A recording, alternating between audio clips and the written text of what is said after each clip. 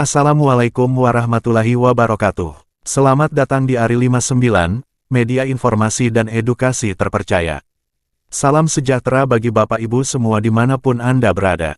Pada kesempatan kali ini, kami akan membahas tentang apa yang terjadi pada tenaga honorer di 2025. Pemerintah siapkan solusi dengan PPPK.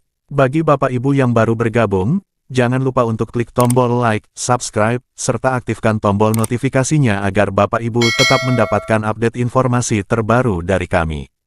Berikut ini adalah informasi lengkapnya. Pada tahun 2025, status tenaga honorer di seluruh pemerintahan, mulai dari kabupaten, kota, provinsi, hingga pusat, akan dihapuskan.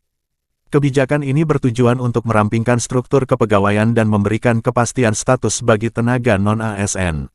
Berikut adalah informasi lengkap mengenai penghapusan status honorer dan alternatif yang disiapkan pemerintah. 1. Penghapusan status tenaga honorer. Kebijakan penghapusan tenaga honorer yang berlaku pada 2025 berimbas pada hilangnya status pegawai honorer di lingkungan pemerintahan. Tenaga honorer yang selama ini berperan dalam mendukung operasional pemerintahan, baik administrasi maupun kegiatan lainnya, tidak akan diberhentikan begitu saja. Meskipun kehilangan statusnya, mereka tetap akan diberikan kesempatan untuk beralih ke status yang lebih jelas dan terjamin. 2. Peluang menjadi PPPK. Sebagai alternatif dari status honorer, tenaga non-ASN akan diberikan peluang untuk diangkat menjadi pegawai pemerintah dengan perjanjian kerja PPPK. Kementerian Pendayagunaan Aparatur Negara dan Reformasi Birokrasi Kemenpan RB, bersama Badan Kepegawaian Negara, BKN, memastikan bahwa tenaga non-ASN yang memenuhi syarat akan dapat mengikuti seleksi PPPK dan mendapatkan status yang lebih stabil. Pemerintah daerah juga diwajibkan untuk memastikan tenaga non-ASN segera mendaftar untuk seleksi PPPK periode kedua, dengan batas waktu pendaftaran pada tanggal 31 Desember tahun 2024. 3. Kategori PPPK, penuh waktu dan paruh waktu. Dalam pelaksanaan seleksi PPPK, dua kategori akan diterapkan, yaitu PPPK penuh waktu dan PPPK paruh waktu. PPPK penuh waktu, pegawai ini akan bekerja dengan jam kerja reguler sesuai dengan ketentuan ASN pada umumnya.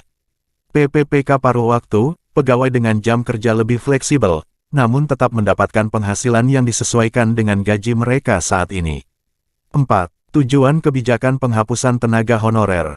Kebijakan ini bertujuan untuk meningkatkan kualitas tenaga kerja di sektor pemerintahan dan memberikan kepastian status bagi tenaga honorer. Pemerintah daerah juga diinstruksikan untuk mengalokasikan anggaran bagi gaji tenaga non-ASN sampai proses pengangkatan mereka sebagai PPPK selesai.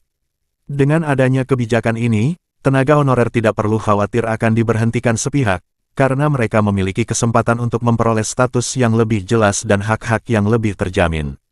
Penghapusan status tenaga honorer di 2025 merupakan langkah besar dalam merampingkan struktur pemerintahan dan memberikan kepastian status bagi tenaga kerja non-ASN. Tenaga honorer yang memenuhi syarat dapat beralih menjadi PPPK dan memperoleh perlindungan serta hak-hak yang lebih terjamin. Pemerintah berkomitmen untuk memastikan transisi ini berjalan lancar dan memberi kesempatan yang adil bagi semua pihak. Demikian, semoga informasi tadi bermanfaat. Terima kasih. Wassalamualaikum warahmatullahi wabarakatuh.